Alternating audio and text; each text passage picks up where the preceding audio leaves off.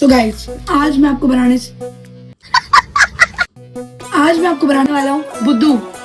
जोर जोर से बोल के लोगों को स्कीमें बता दे। आज मैं आपको सिखाने वाला हूँ कि हम कैसे आलू ग्रिल चीज सैंडविच बना सकते हैं। चीज तूने खत्म कर दिया है। Without cheese sandwich.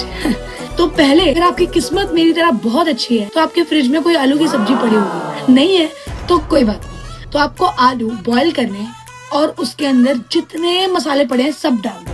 गरम मसाला, मैगी मसाला, नमक, लाल मिर्च, हल्दी, छोले मसाला, बिरयानी मसाला।